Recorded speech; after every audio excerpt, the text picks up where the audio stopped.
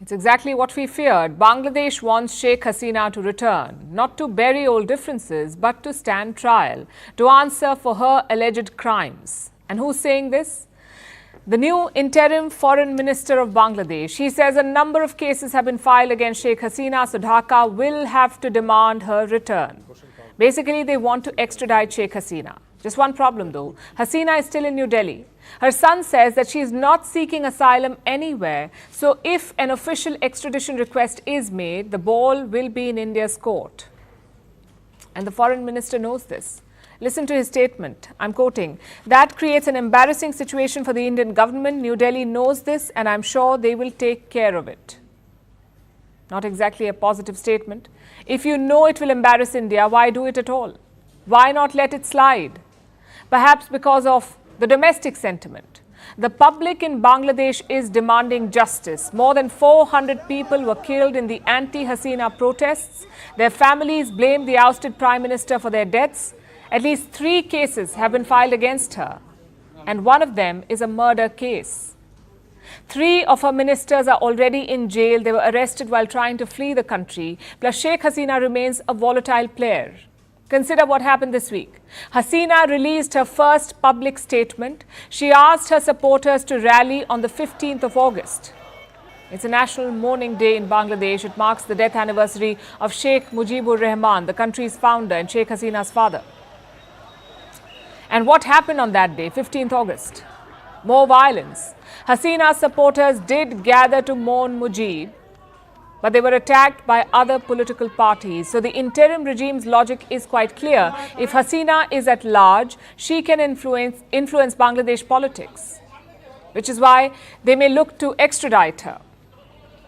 Which brings us to India. Prime Minister Narendra Modi spoke to Mohammad Yunus today. He voiced support for a stable and democratic Bangladesh. It was their first conversation since Yunus took charge. And what about extradition? India's foreign ministry was asked about this. The spokesperson called it a hypothetical situation. Listen in. आपने जो बात किया extradition का, तो ये तो बड़ा एक हाइपोथेटिकल सा सवाल है ना? तो इस पे हम लोग की हमारा ये कहना होगा कि it is not a practice to answer hypothetical questions. It's clearly a tricky question. So let's understand what is at stake. The technicalities first. India and Bangladesh do have an extradition treaty, so a convict or an under trial can be sent across the border. We have the laws in place.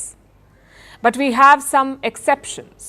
Say the convict is seeking asylum in India or she's considered a political prisoner, then extradition rules do not apply.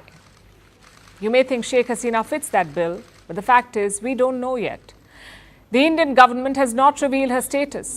She could be a guest or a refugee or an asylum seeker.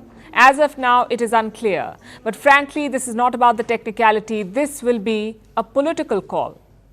India has 3 factors to consider. Number 1, you can't be seen as dumping a friend. India's relationship with Sheikh Hasina goes back decades. New Delhi gave her refuge in 1975. She stayed here after soldiers killed her family. You can't just flush that history down the drain. Plus, Sheikh Hasina faces serious charges. Murder is punishable by death in Bangladesh, and Hasina is accused of murder, so her freedom and life hangs in the balance. That's the first thing to consider. Factor number 2, resetting ties. India has a new strategic goal in Dhaka. Retain as much influence as possible and fend off Chinese or Pakistani designs.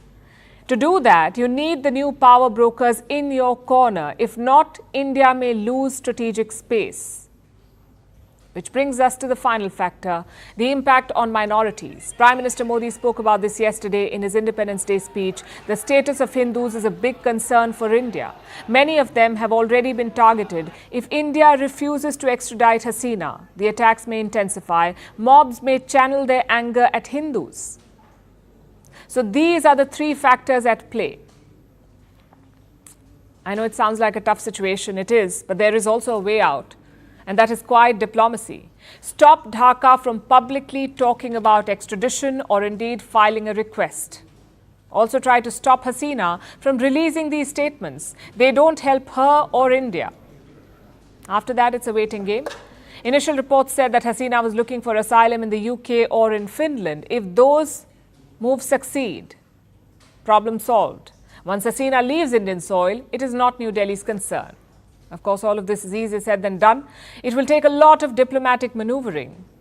And don't forget the optics. Hasina may be gone, but India is still the senior partner in this relationship, so New Delhi cannot be seen as being pushed around. It will be a tough tightrope walk for the Indian leadership. We'll be tracking all the updates for you.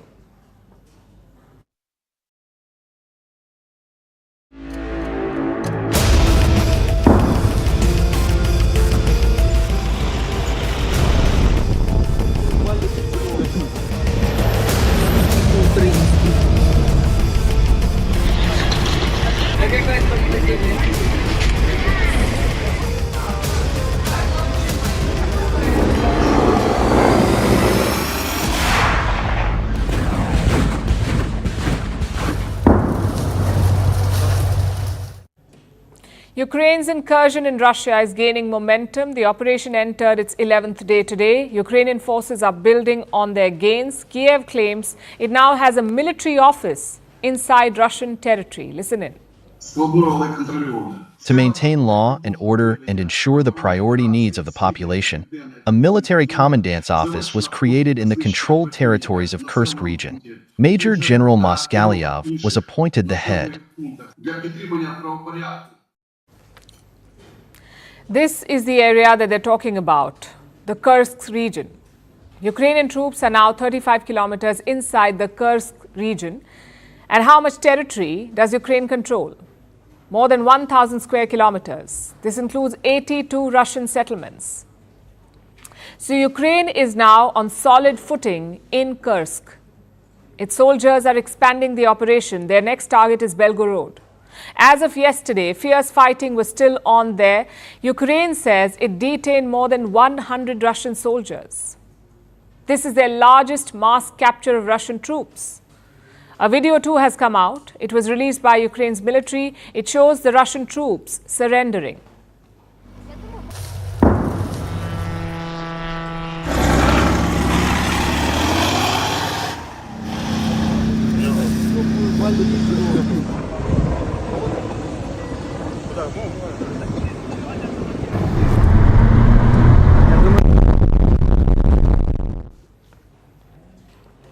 Russia is countering Ukraine's claims with videos of their own, like this one.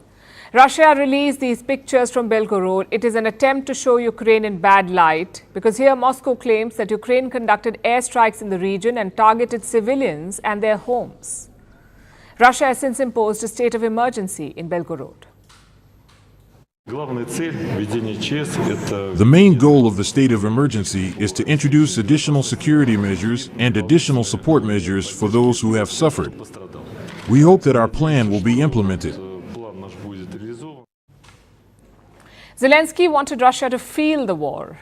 He seems to be getting his wish. Moscow has ordered mass evacuations. Around 200,000 Russians have been moved from these regions. These were people living close to the Ukraine border. 2 lakh of them have been moved. Russia says it has managed to regain some of its lost territory, but this operation is not over yet. In fact, the fighting could intensify in the coming days. Moscow wants a swift end to Ukraine's campaign, so more Russian troops are being deployed here to flush out the Ukrainian army.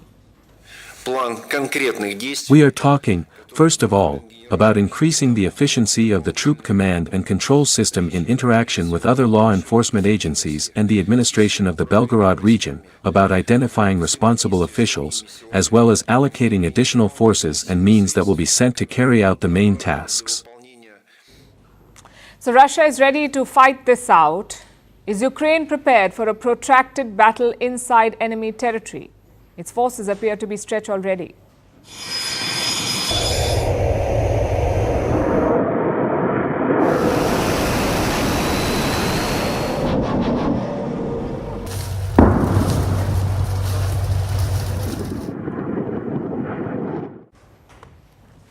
Moscow says it is making gains inside Ukraine. They've captured a key transport hub in eastern Ukraine. Meanwhile, Kiev's attacks have put its Western partners in a fix, like the United States, which appears to have been taken by surprise. U.S. Defense Secretary Lloyd Austin has made calls to Kiev to ask What's their end game with this operation? The secretary had a call with Minister Umerov yesterday. Throughout the department, we are engaging with the Ukrainians, trying to get a better understanding of their objectives. So I don't have more for you right now. If Ukraine wants to continue fighting inside Russia, it will need more support from the West, and that is going to be tricky. Russia is preparing for the long haul. It is stepping up production of weapons. Reports say Russian arms producers are delaying deliveries to foreign clients. They are prioritizing supplies to Russian forces. Russia's ally China is also making moves. Interestingly, it has reached out to the Vatican, or it is talking to the Vatican. The Vatican reached out. Diplomats from both sides have spoken about the war in Ukraine and China's proposed peace plan. Like I said, the Vatican is said to have requested this call. And what is the Chinese peace plan that they discussed? It calls for a ceasefire in Ukraine and a negotiated truce to end the conflict. In the past, Vladimir Putin has endorsed the Chinese plan, but Ukraine and the West have been skeptical. Ukraine does not want to give up land to end this war, so Zelensky has rejected China's compromise formula. Instead, he offered an alternative. At the Peace Summit in Switzerland, the one that was held in June, it proved to be a non-starter though, because no one from Russia attended. They were not invited. So China too gave it a miss. And while India did send a delegation, it refused to endorse Ukraine's plan. The thing is, peace will require a compromise from both sides, and at this point, neither is ready for it. So they offer plans and counter plans and continue fighting. Now, Zelensky has taken the war inside Russia. Perhaps the idea is to build leverage to push his peace plan. And his forces have made some gains, but unless they can hold on to them, it won't amount to much. Our next story is also about Ukraine and Russia. It involves an investigation into sabotage and terrorism. It's about the 2022 Nord Stream blasts. Some of you may remember what happened. You may remember these images from September 2022. These are giant gas leaks in the Baltic Sea. It was the largest release of natural gas ever recorded. The gas was leaking from two pipelines, the Nord Stream 1 and 2. These two pipelines connected Russia to Germany. Western Europe received natural gas from Russia via these pipelines. But in September 2022, the pipelines were blown up. And we still don't know who was behind it. Who did it? Was it Russia? Was it Ukraine? The US? Aliens? 1,000 theories were doing the rounds, but we never really discovered the truth. But now, almost 2 years since the explosions, we have another lead. A new report has come out, laying out a new theory. This one points fingers squarely at Ukraine. I'll give you a quick overview. The plot was apparently hatched in May 2022. The war was on in full swing. Kiev had Western support, but it came with some disclaimers. Europe would need Ukraine, would help Ukraine, but it would continue buying Russian gas. Germany in particular. It was dependent on the cheap Russian fuel. And Germany received it directly via the Nord Stream pipelines. So some Ukrainians decided to make Germany and the rest of Europe kick the habit, quit it, cold turkey. How? By blowing up the source of their cheap fuel, the Nord Stream pipelines. They decided to blow them up. The new report says Ukraine blew up the pipelines and that everyone in Kiev was on board, including the country's president, Volodymyr Zelensky. In fact, he's the one who gave the go-ahead. So a plan was set in motion. A 6-member crew was chosen to carry out this attack. It had both military personnel and civilians, expert divers who would lay explosives near the pipelines. This sabotage crew pretended to be a group of friends. They rented a private yacht and set sail from the German port of Rostock. The yacht made its way across the Baltic. In the dead of night, amid freezing temperatures, the crew members dived into the depths of the Baltic. They placed an explosive on the pipelines, an explosive called HMX. These bombs were attached to time detonators. They were placed on both the Nord Stream pipelines, and then the crew continued their yacht trip. They left. Eventually, on September 26th, the bombs went off at two different locations. Both Nord Stream pipelines were damaged. and Russia's grip on Europe was loosened.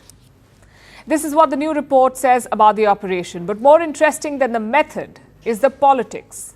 Apparently, Zelensky later tried to call off the attack. The report says that America's CIA got wind of the plot and they told Zelensky to abort the mission, so he allegedly tried to stop it. He told his army chief to hit the brakes. But by then it was too late. The Ukrainian army had cut contact with the sabotage crew, so nothing could be done to stop them. At least this is what the new report claims. Meanwhile, the German police have also been investigating this attack, and they issued an arrest warrant last month for a Ukrainian diving instructor who was living in Poland. He is thought to be one of the civilians involved in the attack. His arrest would have helped with the German probe. But then another twist took place. Poland apparently chose not to act on the arrest warrant, and the Ukrainian diver was allowed to flee the country. He is thought to have made his way back to Ukraine, where the German police will not be able to touch him. This would have also tipped off other suspects. So all of them, all the suspects, are thought to be back in Ukraine now, meaning the German probe might get stalled, but it all points fingers to Ukraine. Although we may not be able to verify the new theory. Of course, we've already got the denials from the key players. Ukraine says it has nothing to do with the explosions. It has blamed Russia. Yes, that was to be expected. But surprisingly, Russia too has panned this new theory. It says Ukraine would not have attacked without American approval. So Moscow has denounced the theory for saying that the CIA tried to stop the attack. Russia says these are, and I'm quoting, these are fairy tales worthy of the brothers Grimm. The Kremlin believes that both the US and the UK are involved in the attack, an accusation that both nations have also denied. The question now is, if Ukraine is indeed found guilty, will it be held accountable? This is an act of sabotage. It caused so much hardship for ordinary Europeans. So will the US and its allies hold Ukraine to account, or will they give it a free pass? Will a terrorist act be condemned only if a Western rival commits it?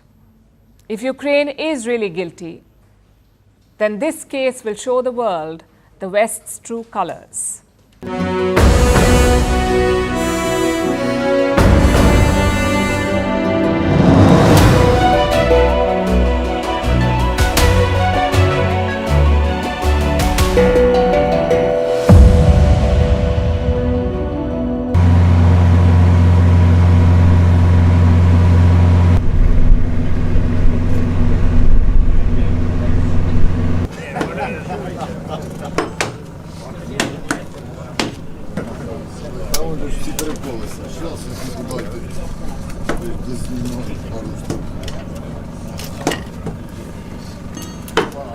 Мама, привет.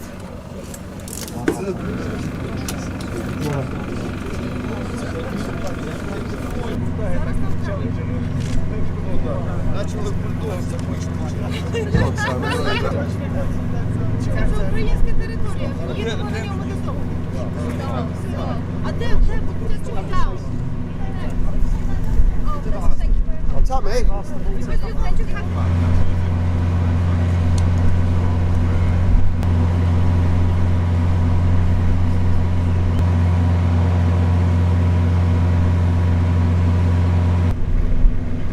Олександр Станіславович, добрий ранок. Як ваші справи? Пане президент України, станом на 15 серпня обстановка на сході та півдні держави залишається складною, але контрольованою. Сили оборони продовжують ведення оборонної операції в східних та південних операційних зонах. Основні зусилля зосереджуються на недопущенні просування противника в напрямку Донецька та Покровська, нанесення йому максимальних втрат, створення сприятливих умов для подальших дій. На території Курської області завершено пошук та знищення противника в населеному пункті Суджа та 3 інших населених пунктах для підтримання правопорядку, забезпечення першочергових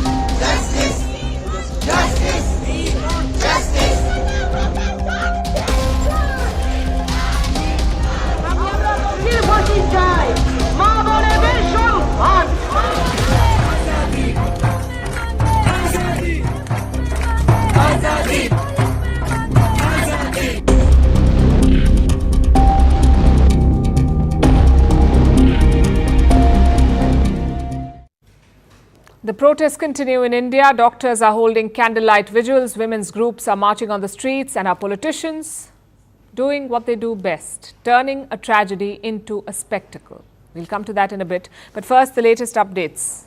Protests began after the horrific incident in Kolkata last week. A 31-year-old doctor was raped and murdered, that too at her medical college. Since then, doctors have been protesting across India. They're demanding justice and safety. Tomorrow, they will be striking work. India's largest doctors' body has announced a strike. That's the IMA, the Indian Medical Association. Now, the IMA has around 400,000 doctors. So expect a nationwide strike. All non-essential services will be halted from Saturday morning to Sunday morning. And so far, the pressure has been relentless, both from doctors and women's groups. They have been marching and protesting across major cities, and today was no different. Take a look.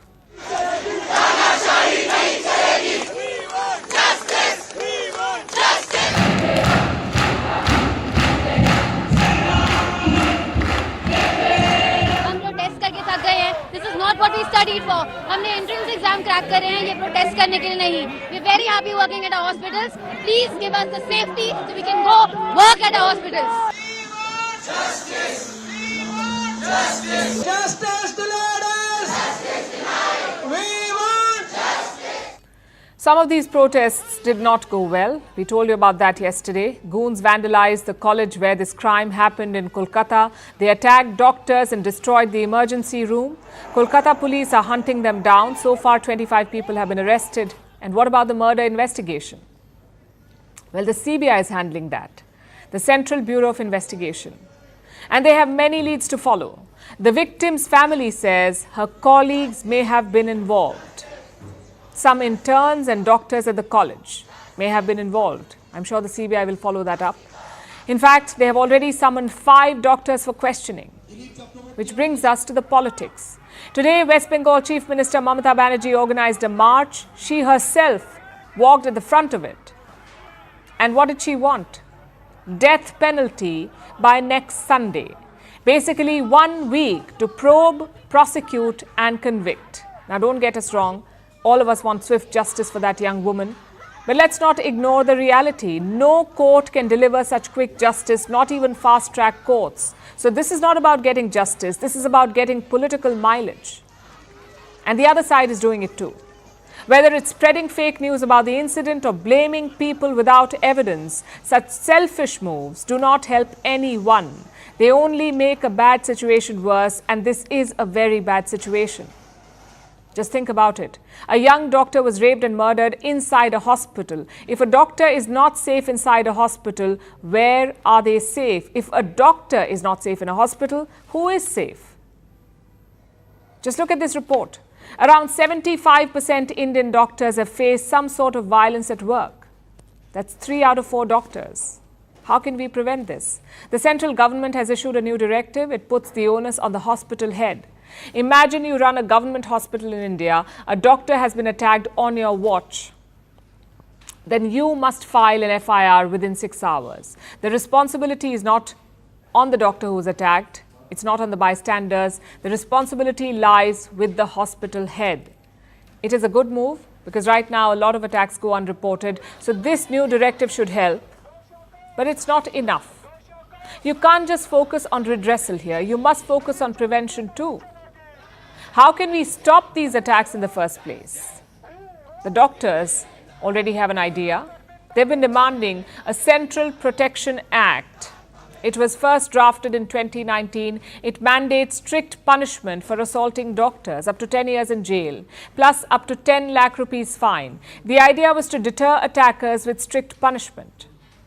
But the government did not pursue it. They said a separate law for doctors was unnecessary. But now that bill is back in focus, the Indian Medical Association is pushing for it again. They say a hospital should be as safe as an airport, and we have to agree. One law alone may not solve the entire problem, but it's a start. We can't just protest, politicize, and procrastinate. We must be proactive. Safety at the workplace must be non-negotiable.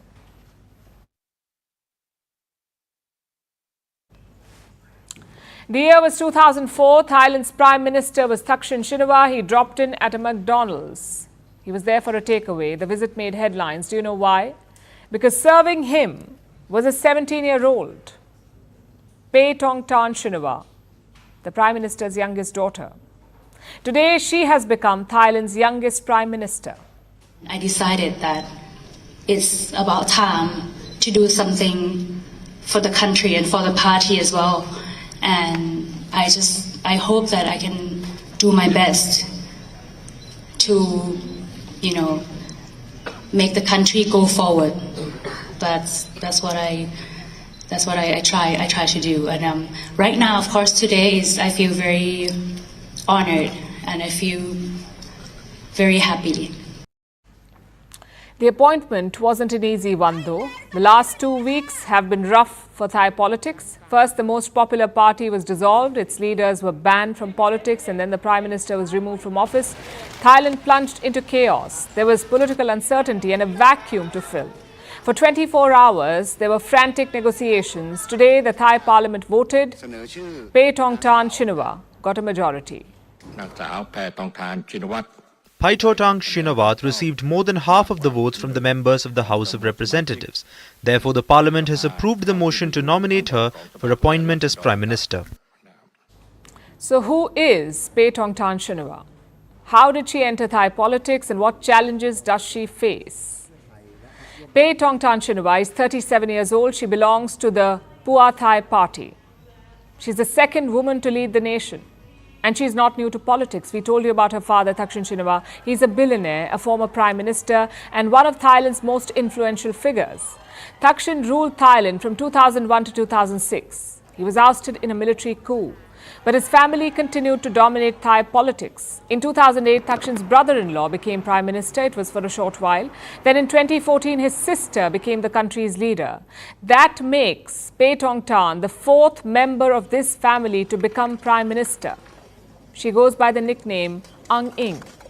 She studied in Thailand and the UK. Then she worked in her family's business empire, but she's grown up in the corridors of power and suffered the consequences of it. When she was 8 years old, her father became foreign minister. She followed him everywhere. When she was 20, she found herself in a safe house with him. The army had seized power, Thaksin's government had fallen, and she was hiding with her family. At the age of 22, she watched her father leave the country. All of this had an impact on her life, but she did not shy away from politics. In 2021, she joined his party, the Pheu Thai party. In 2023, she led the party's election campaign. She was pregnant then, and she was campaigning non-stop, but her party did not win the election. And just 1 year later, here she is as the Prime Minister of Thailand. It is quite a story, and it will have more twists. Because this won't be an easy ride for Paetongtarn Shinawatra. She has a lot at stake. The first is the future of her family. The Shinawatra family once dominated Thai politics, but last year it faced its first election defeat in more than 2 decades. Then they have some bitter enemies, a mix of military, royalist and business elites. So she must protect the legacy. The other big challenge is the Thai economy. It is sluggish. The party is yet to deliver on its flagship scheme, the digital wallet cash handout scheme. So sliding popularity, a tanking economy and a volatile political environment. Paetongtarn has a task cut out. With the Shinawatra in power again, the expectations are oversized. She must navigate this carefully to avoid the fate of her father.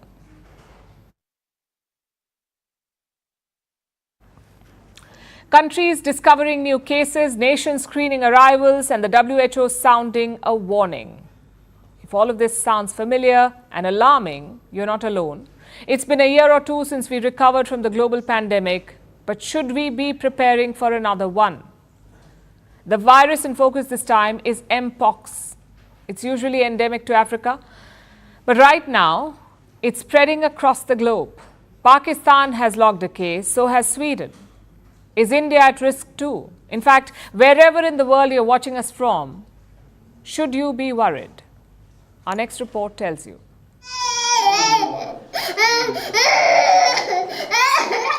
PHEIC, a public health emergency of international concern. That's what the WHO is calling the Mpox outbreak. Pakistan has logged its first case. It was in Khyber Pakhtunkhwa. जितनी भी prevention के हवाले से The Health Department is ensuring all measures regarding prevention, control, management and facilities. We have alerted our border health services teams at the borders to check all the passengers and screen them for any symptoms. Any suspected patients found will be isolated and managed in Peshawar. मरीज है जो कि मुश्तबह पाए जाए उनको पेशावर के अंदर ही isolate किया जाएगा. So has Sweden. China will screen its arrivals. If this is sounding like déjà vu, you're not wrong. Will this turn into a pandemic? Should the world be alarmed? And how dangerous is Mpox? First, let's look at the virus. Mpox was first discovered in 1958. It was in a colony of monkeys. It was known as monkeypox before. In 1970, it was documented for the first time in a human, an infant in the Democratic Republic of Congo. Outbreaks were mostly sparked by people catching the virus from infected animals. Symptoms include fever, muscular aches, and large boil-like skin lesions. Until recently, it was mostly an endemic in Africa, but that changed in 2022. It spread across the globe. The WHO declared it a public health emergency of international concern. That was lifted in 2023. From 2022 to 2024, there have been over 99,000 cases of Mpox and 208 deaths recorded across 116 countries. Now, there are two subtypes to the virus, Clade 1 and Clade 2. Unlike the 2022 global outbreak, the latest surge is driven by the Clade 1, which is deadlier. Plus, it has a mutated variant, Clade 1b. It causes death in nearly 4% of cases. So, if it has been a public health emergency before, why the panic now? It's because of this variant. It seems to be spreading rapidly and very little is known about it. It moved from DR Congo to Rwanda, Uganda, Burundi and Kenya, and then outside Africa's borders. So what happens now? Do we lock down again? The WHO says there's no need right now. From the IFRC side, we do stand with what is recommended under international health regulations, which is that there's no need to close borders when we are in disease outbreaks. Diseases don't recognize borders. People will continue to cross a border, whether it is a legal crossing or not an illegal crossing. It doesn't stop a disease from spreading. So how big is the risk for India? With global travel at its peak, cases are likely to reach other countries. During the 2022 outbreak, India too reported cases of Mpox, so it could happen this time too. Which brings us to the cure. How do you treat Mpox? Are there vaccines? Currently, at least 2 vaccines are in use. They are recommended by the WHO. But the available vaccines have largely not been made available in Africa, those most affected by Mpox. But there is a plan to secure 10 million vaccine doses for Africa. As for how worried you should be, Mpox is not COVID-19. It's not airborne. There are also proven vaccines. While all of this will help to stop its spread, the challenge now is getting the medicines and vaccines to Africa, the continent that needs it the most.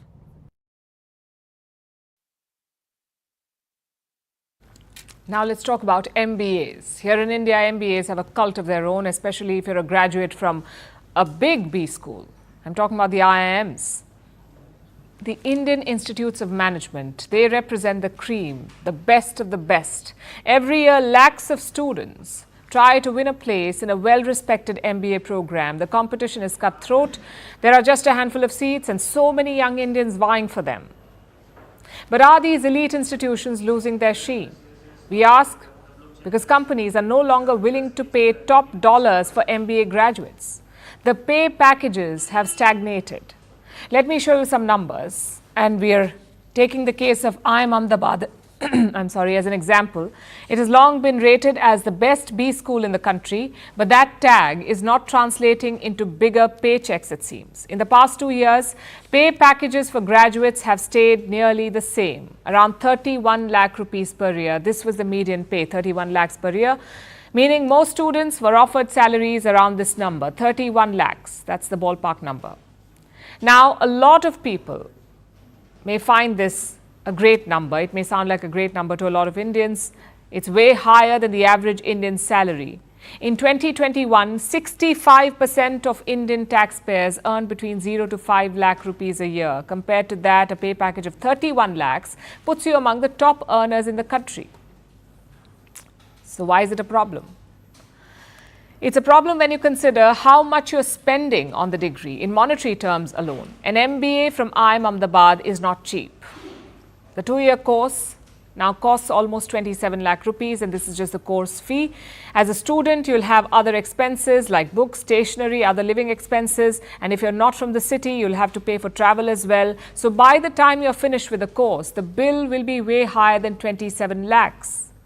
And when you go looking for a job, you'll be offered a pay package of around 31 lakhs. So the cost of the course is going up, but the salary after it is not going up.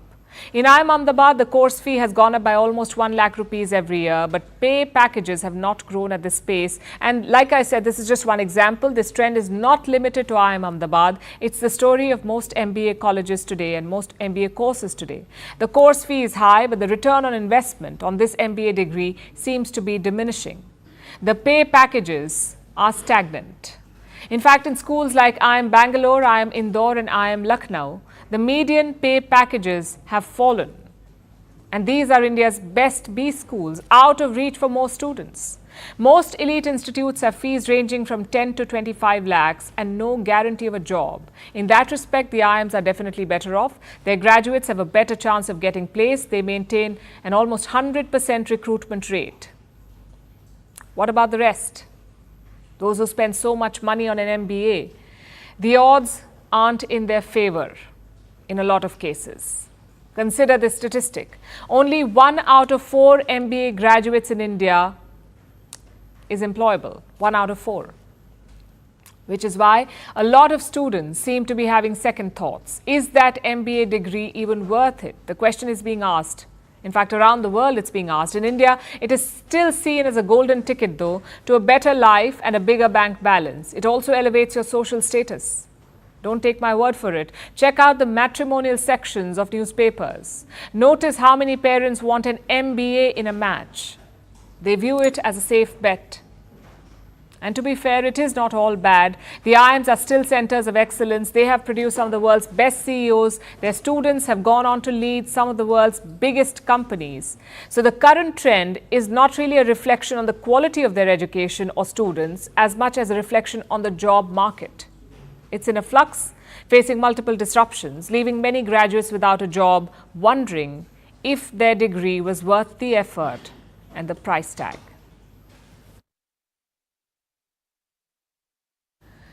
Now let's look at India's noisy neighbor Pakistan. It seems the government there is trying to strangle basic freedoms by throttling the internet. Over the past few days, Pakistan's social media platforms have been erratic, internet speeds are almost non-existent, and the nation's IT industry is in an uproar. They say Pakistan's government is meddling with internet access. Now, you may think that's absurd. In this day and age, which country in its right mind would try and disrupt something so vital? Why would anyone, especially an impoverished nation like Pakistan, want to shatter an economic lifeline like the internet? Well, in Islamabad, fear trumps reason. Pakistan's government fears dissent and mockery online, so it's taking a leaf out of China's book and trying to build a great firewall around the internet. Not to keep danger out, but to trap dissent within. Here's our report. What the people of Pakistan long suspected has proven to be true. The Pakistani government has made an admission. A minister acknowledged that the government has been operating a web management system and the system is now being upgraded. What this really means is that Islamabad is getting ready to raise its very own internet suppression system, the Great Pakistani Firewall. The term the Great Firewall usually applies to Pakistan's so-called iron brother, China. Think about how the internet works in China. No anti-government content. So nothing about real historical events like the 1989 massacre at Tiananmen Square. There's also no making fun of politicians in China. And of course, China doesn't allow most foreign websites and apps. So instead of Facebook, you have Weibo. Instead of YouTube, you have Youku. And instead of WhatsApp, you have the overclocked WeChat. China has created its own ecosystem and shoved it down the throats of its citizens. This internet localization and rejection of everything that's not government approved is colloquially known as the Great Firewall of China. Well, now, Pakistan wants to go down the same path. It starts with tracking and censorship. Pakistan is cracking down on virtual private networks or VPNs. The government wants people to stop evading its oversight. It's bringing in a new policy to block most VPNs. Security concerns be damned. Then comes the crackdown on sharing. The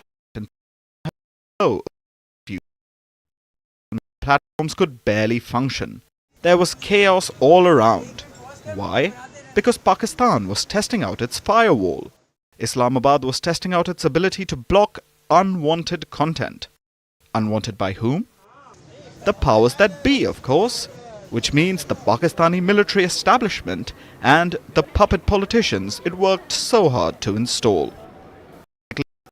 Being turned down dissent and satire in Pakistan, which was always going to happen in military backclip.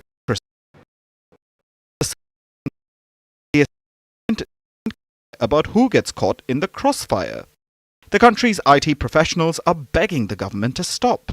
The internet is their lifeline, and a strangled and slow internet means lost clients and revenue. One IT industry issued a statement that Pakistan may lose at least $300 million due to all this internet interference. 300 million USD. That amount could delay Pakistan's next IMF bailout by a whole month. But it seems Islamabad doesn't care. Loans will come and go. Most come. Control.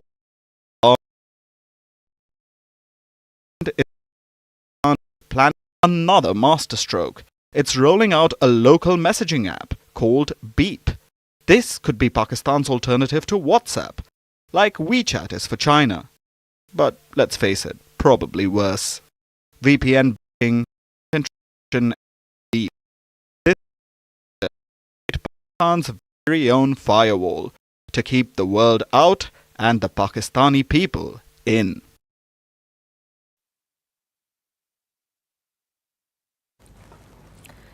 What's funny but involves nuclear weapons?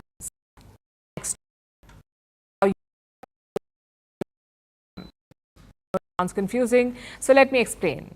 India can launch nukes from 3 platforms, from air, from land and from the sea. Tonight we're looking at the last one. India's sea-based nukes were placed on 2 warships, INS Subhadra and INS Suvarna. Both are offshore patrol vehicles. You can easily differentiate them from India's other patrol ships. Just like their structure on deck, a missile stabilizer. It helps them launch nuclear weapons. Other patrol ships do not have it. So the difference is clearly visible. Now we come to the interesting part. An American non-profit says the nukes have been removed. Federation of American Scientists. They say Subhadra and Suvarna are not nuclear capable anymore. How do they know? Because of yoga pictures. Take a look. So over the past couple of years, the Indian Navy has been posting yoga pics when it goes and makes port visits in different countries by matching the deck markings on the deck, like that on them no longer have those systems. This is an advertisement to avoid posting your workout pics. Otherwise, a big nerd will find them and make assumptions about your nuclear arsenal. The first clue came in 2022. The Indian Navy posted this picture on Yoga Day, and look at the caption. A yoga session on board INS Suvarna. You can see all the sailors doing yoga poses on deck. But do you know what's missing? Second was a yoga picture, this time from INS Subhadra. Again, guess what's missing? The same missile stabilizer, which is why the American agency says the nukes have been removed. Now, just to be clear, this is not really a gotcha moment. Most experts expected this to happen. Even the American report admits this. Listen to what they've said. Although the yoga-related source of the news may have been surprising, the missile's retirement in itself was not. For years, we have assumed that the system would be eliminated. Where are missiles now? Well, the Defence Ministry has not said anything, so the missile's current location is not known. Maybe it is heading back to the stockpile. As for capabilities, do not worry. India has a nuclear-armed submarine now, the INS Arihant. It is capable of carrying ballistic nuclear missiles. These can hit targets over a distance, which is very different from nukes on patrol ships. Those have very short ranges, meaning you have to sail close to the enemy to strike.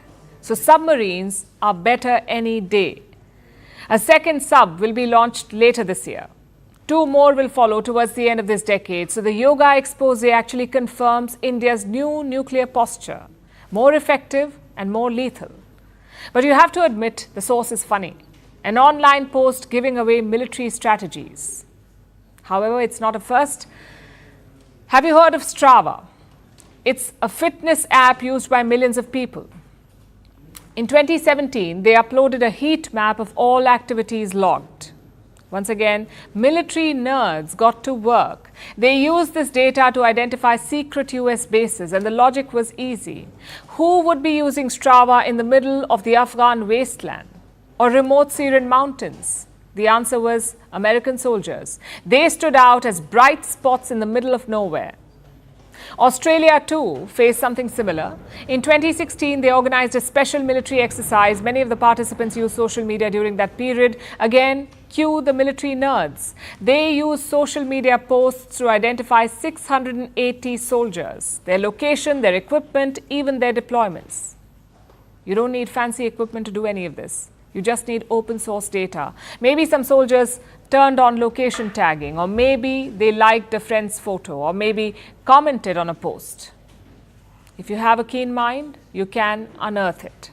Of course, rivals will see it differently. They're looking closely to find any weakness in your ranks. So you can't afford such slip-ups. The Indian military knows this too. In 2016, they issued an advisory. They asked citizens to not post information about deployments.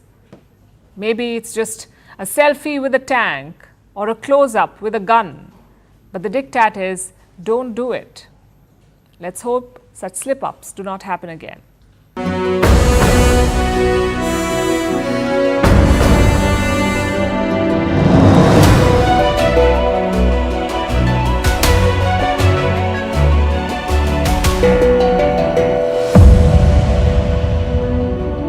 Населення на підконтрольних територіях створена військову комендатуру, призначена її керівника, призначений генерал-майор Москальов. З початку поточної доби наші війська на окремих напрямках просунулись від 500 метрів до 1,5 кілометрів. Відбили 3 атаки противника, продовжують ведення наступальних дій. Всього з початку операції на території Курської області наши войска с боями просунулись в окно обороны противника на 35 километров. Взято под контроль 1150 квадратных километров территории, 82 населенных пункта. В целом ситуация контролирована, доповідь закінчив. Дякую.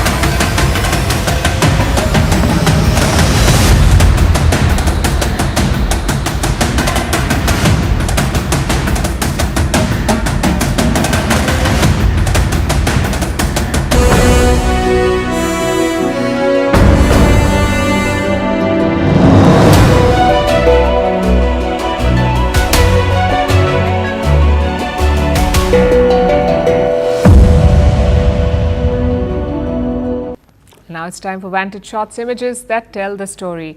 Eastern Bolivia grapples with rising forest fires. Wild beast migration draws scores of tourists to Kenya's Masai Mara, and floating bathtubs battle it out in the Belgian regatta. Finally, taking you back in history, on this day in 1858, the first transatlantic telegraph message was sent. Britain's Queen Victoria sent this message to US President James Buchanan. Technical issues forced it to shut down after a few months. We are leaving you on that note. Thank you for watching. Have a great weekend.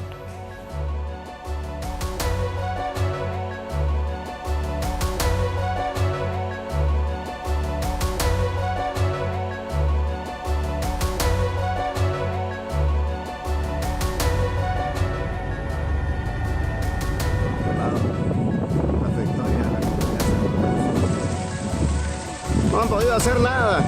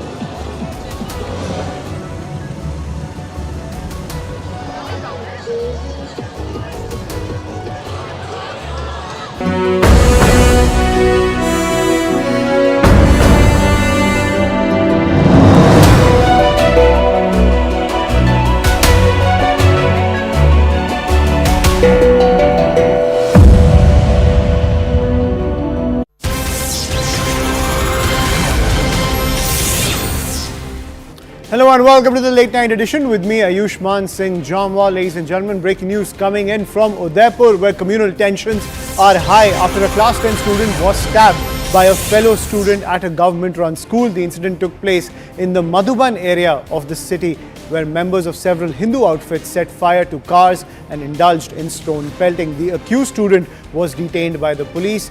Order has been issued to shut down the internet in the district after the student was stabbed inside the school. Vehicles were tossed and communal tensions have gripped the Madhuban area of Rajasthan's Udaipur.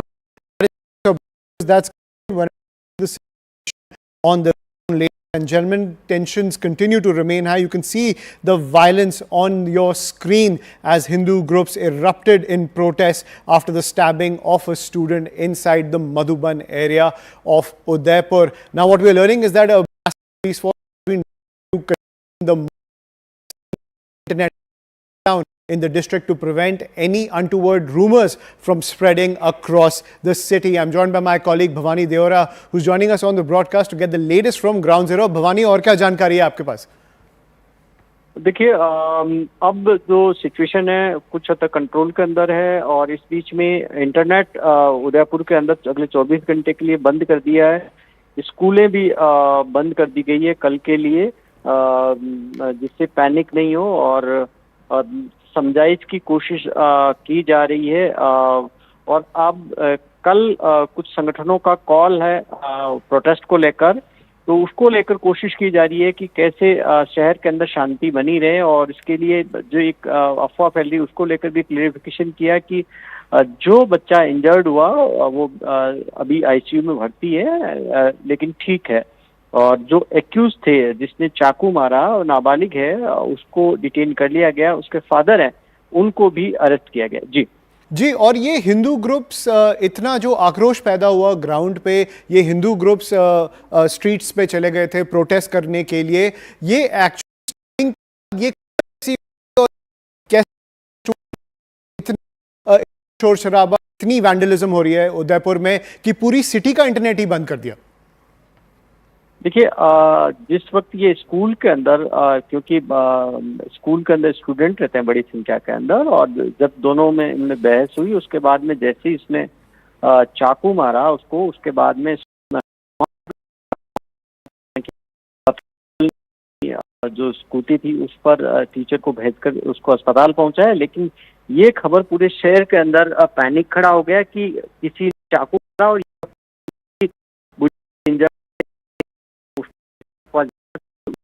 में कुछ लोग वहां पर इकट्ठे हुए। फिर उसके बाद में हिंदूवादी संगठनों को पता लगा, फिर वो लोग अस्पताल आ गए और अस्पताल के बाद में जब भीड़ बढ़ने लगी और उसके बाद में अलग अलग तरीके की अफवाहें शहर में फैल गई, उसके बाद में हिंदू संगठनों के अंदर आक्रोश बढ़ गया और शहर में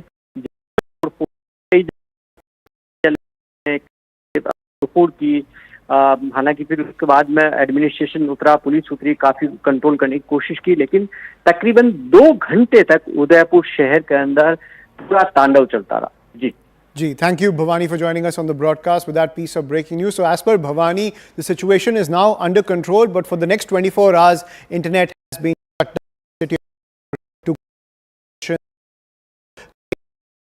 As well, rumor mongering in the wake of the stabbing of the student inside the government school, which has led to this violence on the ground. But it's not just Udaipur. More breaking news coming in of communal tensions in Nashik in Maharashtra. Now, what we are learning is that several Hindu groups called for a bandh against the atrocities against Hindus in Bangladesh. Now, this led to a dispute between Hindu and Muslim groups as stone pelting erupted from both sides. Several have been injured. A large police force has been deployed on the ground to contain the mob to ensure that no more untoward incidents take place. Those are the visuals on your screen from Nashik on the communal violence that took place just a short while back, where stone pelting and vandalism was reported after Hindu groups wanted to call a bandh in the wake of the atrocities that are taking place in Bangladesh against Hindu groups. And then what happened was there was an entire clash between Hindu and Muslim groups inside Nashik over the bandh call. This led to vandalism and stone pelting inside Nashik, and now a large police force has been deployed on the ground to contain the violence. As you can see, several cops have been deployed, but a lot of damage to public property inside Nashik in the wake of these clashes that were taking place between Hindu and Muslim groups. I'm joined by my colleague Yasha Kotak to get the latest from ground zero. Yasha, what more details can you get for us? Shocking visuals coming in from Nashik of wanted violence taking place to Muslim bandh call. Yes, in fact, tension has erupted in Nasik, Jalgaon as well as Aurangabad. Now, this had come in. This took place after a protest was organized by Sakal Hindu Samaj. This was over the ongoing persecution of Hindus in Bangladesh. This was because we've also seen that Hindus in Bangladesh faced attacks wherein there was stone pelting, and that led to law and order situation in Bangladesh. As a result of which, this protest was announced by Sakal Hindu Samaj. However, amidst all of this, because a shutdown was called in Nasik on Friday to protest against persecution of Hindus in Bangladesh, which was where violence had erupted in Nasik, Jalgaon and Aurangabad. Now here, of course, after there was a bike rally that was called by this Hindu group, which is where we also saw that the protest had encountered resistance, and that led to face-off and stone pelting at Bhadrakali area. Now here, several people have been injured. However, according to cops, they've said that law and order situation has been restored in Nasik, but as of now, tight police